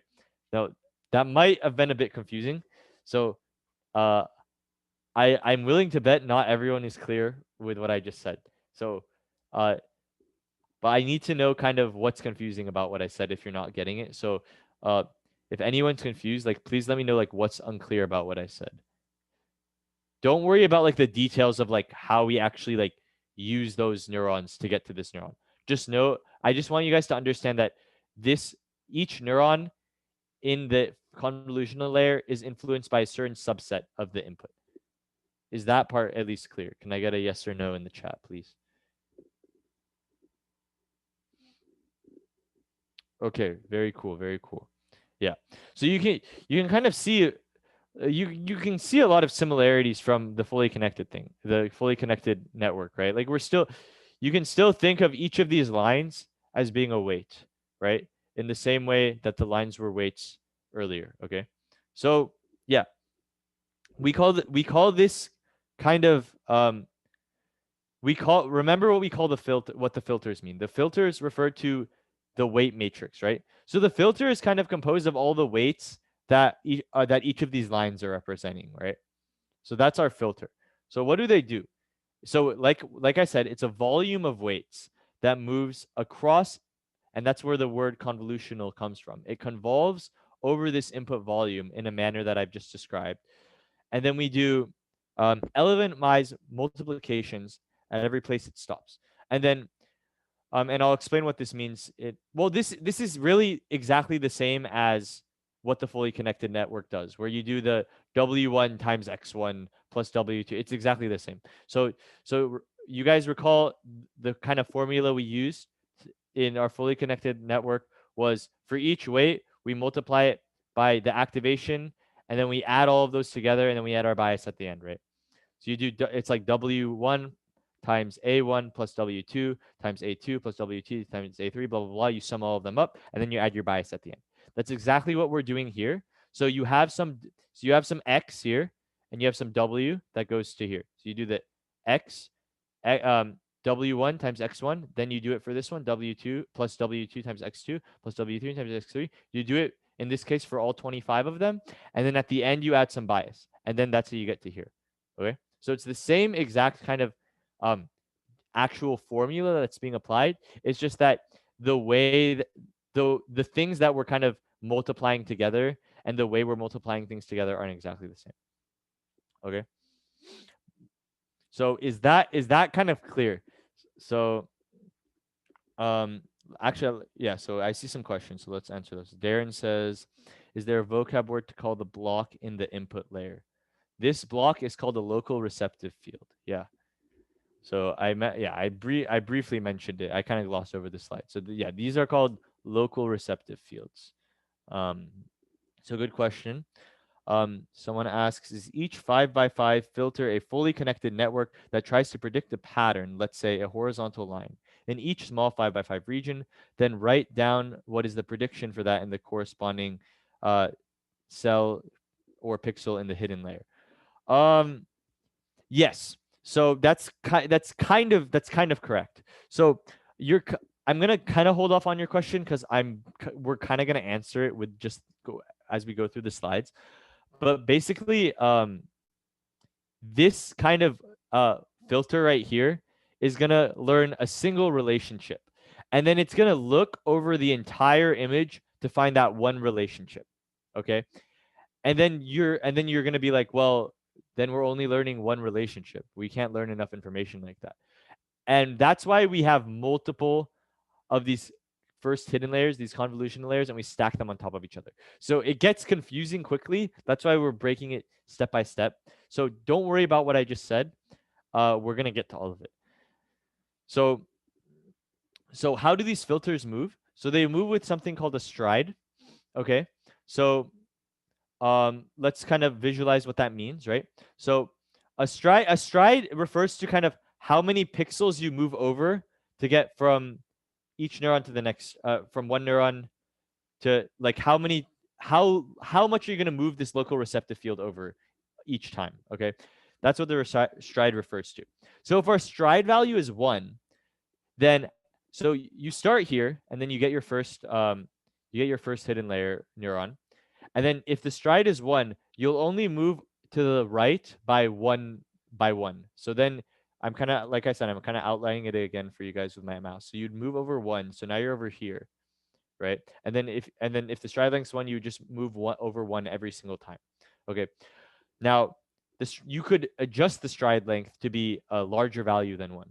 Okay. So if the stride length was 2, so we'll still start here, right? But then after we calculate the this first neuron, then if the stride length is 2, instead of moving 1 over, you can imagine we would move 2 over. So now instead of moving 1 over, we would immediately move to this 5x5 grid. Okay. So we would move over 2 neurons instead of 1, and we do it 2 at a time. Okay, and you can imagine, right, that if our stride length is greater, there's going to be less neurons in this first convolutional layer, right? Can someone explain to me why, if I increase the stride length, why there's going to be less neurons in this first hidden layer? Think about what happens and think about how many times you actually have to move, right? Each time you move, you calculate 1 neuron. So if you have to move less times, you're calculating less neurons, right? So someone kind of break that down for me, please. Can be in the chat, can unmute.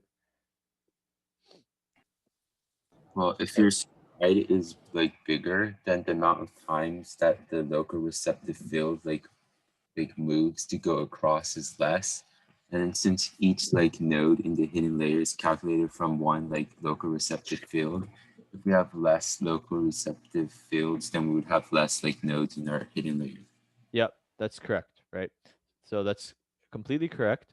So the larger your stride size, the smaller your convolutional layer is going to be, right? So I hope that's clear to everyone. If it's not, just feel free. You guys can always ask questions in the chat. So that's kind of what the stride refers to. Okay. So yeah. So just I need you guys to remember. So we're moving to build this first convolutional layer. We're moving this kind of filter of weights over this entire image using that stride rule, right? And then we're doing that kind of dot product calculation, the W1 x1 plus W2 x2. We're doing that each time. In the same way that we did it for the fully connected. Okay. So that's kind of how we get from here to here. So any questions? I have a question about the stride. Yeah. Like, so like say you start like in the position it is in the picture and like your stride was 2.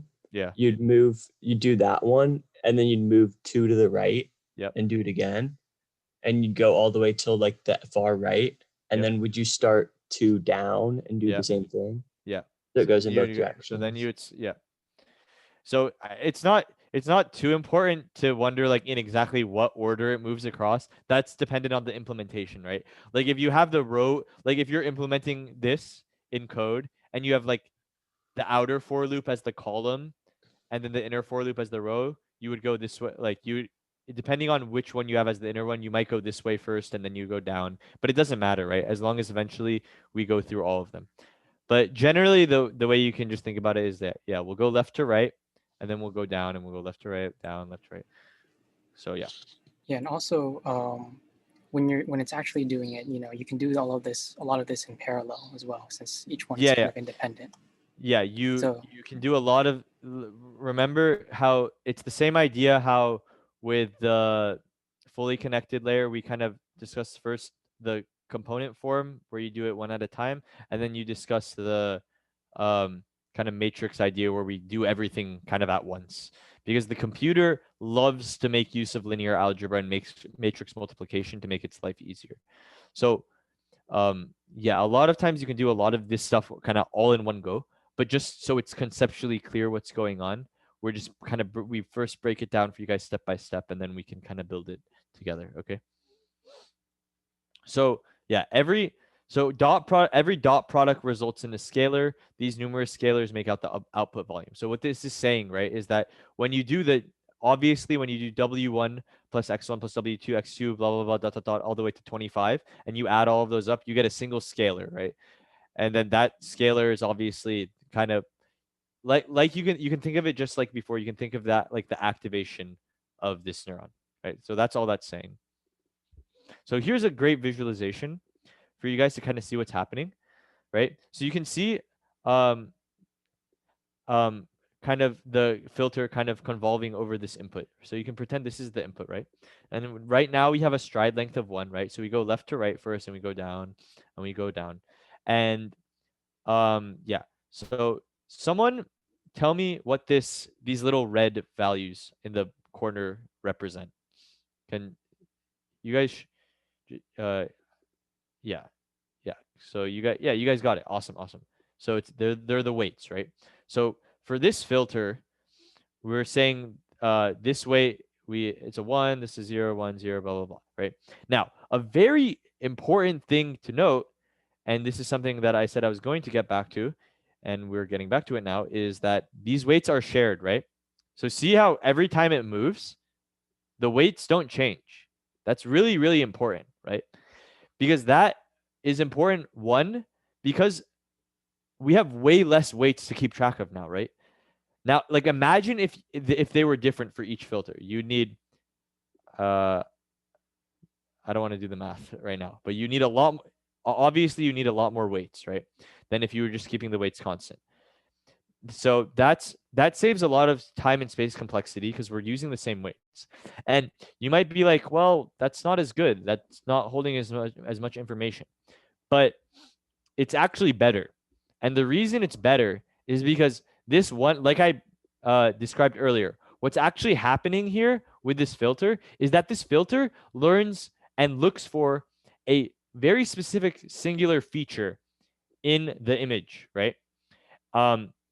So like it's not actually something that us as humans are usually able to recognize. So as Justin actually told you guys at the beginning, it starts off by looking at a lot of very low level patterns and information, right?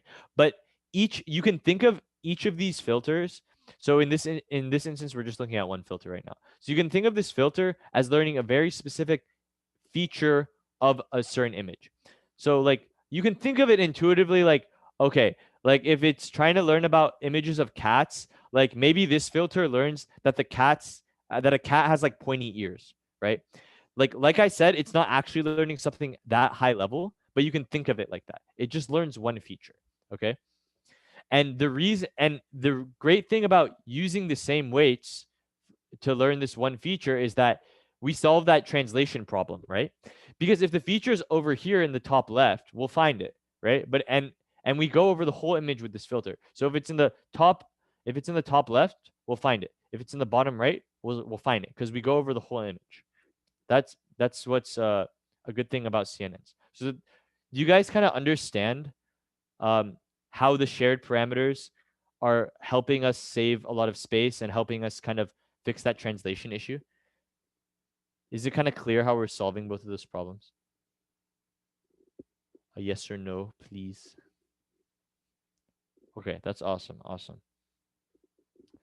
Okay, if that's not clear, just let me know. So yeah, so there's someone says NERP. Okay, well, what is NERP about it? Can you kind of help me help you? No, I know. I'm saying like what is unclear about it? So like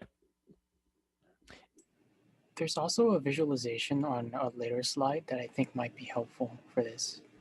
It kind of shows what you described, where it's detecting kind of a low level feature in it, and you can see how it evolves. I just want you to think about this one filter right now and how this one filter's job. Yeah. So yeah, you can think of it like that. What actually ends up happening is, and I'll show you guys this in the next few slides, is so this one filter just learned that one feature, right? Now, what we do is our convolutional layer, the single convolutional layer is composed of a bunch of these kind of grids, this red output grid you're seeing. It's composed of a bunch of them. And each of them is called a feature map, which makes perfect sense, right? That it's called a feature map. Because for this one example, right, this kind of output represents, okay, are we detecting this one feature, right? Now, we learn a bunch of different filters. And I'm going to get to that. So here we go. So now we're getting to it. So we actually do this exact thing that I talked about, but we do it for a bunch of different features. So in this instance, we do it for 3 different features. So in this case, we learn 3 different filters that each learn a single feature. So we learn 3 different features. And then what we do is we pass the first filter over this input space. Then we see how much of the first feature it's detecting. That's like one of these panes that you guys are seeing. Then you go to the second filter, and then you do the same exact thing. And then you calculate how much of the second feature is showing up. And then you go to the third filter, and then you do the same exact thing and you calculate the third feature. So in this way, you calculate you basically generate a feature map for 3 different features. And then the culmination of all of your feature maps is what's actually the convolutional layer. So that's kind of why I'm not gonna go. So that's kind of why, like, you see at each steps here, there's like, it's like 3-dimensional, right? Because you can see how like here, we discussed, like, when you get the dot product, like, you get a single scalar value here, right? So you get one 2-dimensional pane, right? And then you do that for each of these panes, and now you have these layers, right? In the same kind of way that you thought about the depth for one for the R, one for the G, one for the B in the input space, you can think about the same thing for the feature map of the first depth is for like one of the features, the second depth is for another feature, and the third depth is for a third feature. And then all of these feature maps stacked on top of each other represent the convolutional layer. So, yeah, well-timed question, David. So, yeah. So a filter is a 3D volume too. So how is the filter 3D, right? So you might be like, how is the filter 3D? I thought we just discussed that the filter is like some 2D thing where, you know, we look at this and then for each pixel, there's like one weight and it goes blah, blah, blah, right? So how is it 3D, right? And this is because I asked you guys to kind of ignore that the image was colored, right? Because when we're looking at this, remember I told you guys to just think of this as just being like the red or the green or the blue, right? So what actually happens is because the image is colored, you kind of compute this for each of the 3 layers, okay? So for the red value, you do what I just said, and you get a value for this neuron. And then for the for the green value, you do it again. You get another value, right? For the blue value, you do it again. You get a third value, and then you average all you do is you just average those 3 values, and then that's actually what you get here. Okay, so I was kind of hiding that detail from you guys at first, right? Because if we were just assuming that we were only looking at the red color, sure, you have some 2D like feature map, and then it just like you have some 2D feature map, and then it just like you know, you do the WX1 plus WX2, WX3, you obviously get one value, right? But you have to do that for the other 2 colors too, and then you average it. And what happens is we have different weights for each neuron for a different color, right? So like this line that goes from this top left neuron to this top left neuron in the first feature map, right? There's actually 3 lines there, right? One is for the red, one is for the green, one is for the blue. And then it learns 3 values for each of them. Okay, so someone tell me for this example, for this one feature, how many weight values are going to be in the filter? 75. 70. Okay, awesome. You guys got that. Awesome. So that's correct. 75, right? So there's 25 for the red, 25 for the green, 25 for the blue. And then you compute those. So you compute those 3 values, right? You end up with 3 values here, and then you just average them. Okay, and then that's how you get. That's how you actually get the single value here. So that's how the one feature map here ends up being a 2D thing, but then we stack a bunch of the feature maps on top of each other, right? So then that's how the whole convolutional neural network becomes a 3-dimensional kind of tensor, right? Because each feature map is still 2D, but we have a bunch of these feature maps, okay? So yeah. So that's kind of what this means when it says a filter is a 3D volume as well. It's because we need to kind of have a layer for each color. So yeah, we kind of already went over this slide. So it is 7:58. So I think, okay, awesome. I think we got almost to where we wanted to be. So we are on slide 30. This is where we'll leave off, pick up next time. So yeah, we're gonna finish up CNN 1 next week, and then there's another CNN workshop the following. There's another CNN workshop after this one, which is a lot shorter. It just goes into some more advanced topics about CNNs. So the plan is we'll finish CNN1 next week and hopefully also almost finish CNN2 next week.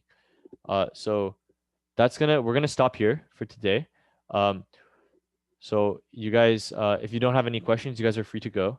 If you do, we're gonna stick around That's for also a few minutes. I'd Yeah? encourage you guys to still, even though we didn't get through all the material, just go down to the bottom. Oh, yeah. There is a feedback form. So just for the material that we did cover, if you could just provide some feedback on how it went, the pacing, and just the material in general, we'd really appreciate that. As well as, I don't know if you guys are in our Discord, but we are advertising a sort of office hours. So this would be directed toward you guys. So if you guys had any lingering questions or after digesting some of the workshop material, you kind of came up with some, and especially for people that are joining us asynchronously, we wanted to have some sort of conduit for facilitating some discussion back and forth. So with all that said, how interested would you guys be in having that sort of thing? It'd be very casual. Yeah, just like we would just come we would just be on the Zoom and you guys can like have the slides open and you guys could like share your own screen and like point to maybe a slide that's not clear to you or maybe something you saw on the internet, and we could like help you work through it. I think that might be a bit like better than Discord since we can like actually see screens and whatnot.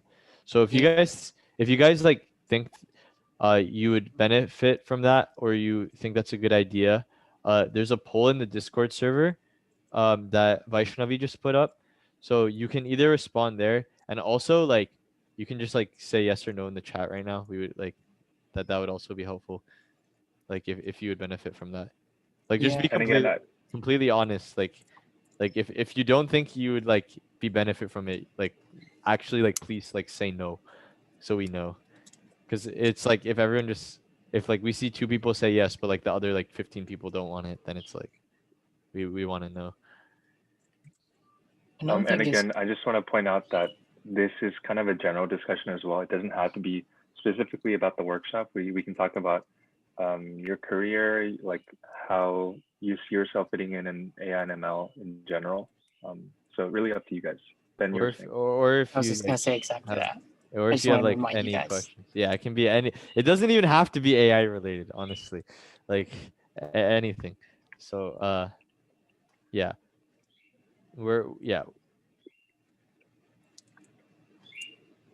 Okay. Thanks. Understand. Yeah. No, Thanks for it's the like it's very helpful that we see like if people would benefit and people because it's good to see because you know it is extra time commitment on our part as well. So yeah.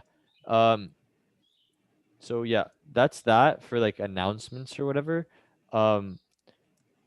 Also yeah, so we're just gonna stay here. I'll be here until like 8:10 for questions. I'm also going to go ahead and drop the feedback link in the chat. Yeah. I think we're If still you guys haven't. Yeah, we're still recording, but I'm Still gonna stop it at this point. Is there anything else we need to mention? No, I think we're good. All right, I think we're good.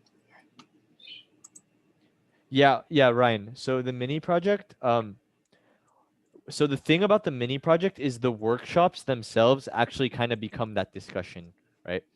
When we do the mini projects, we've kind of gone through all of the content that we are going to teach you by that point. So what happens when we start the mini project is we have a few slides that kind of explain what the project is. And then like it's kind of like free form from there. Like we don't have more slides. What's gonna happen is like you guys are gonna like start working on it hopefully, like during the workshop, right?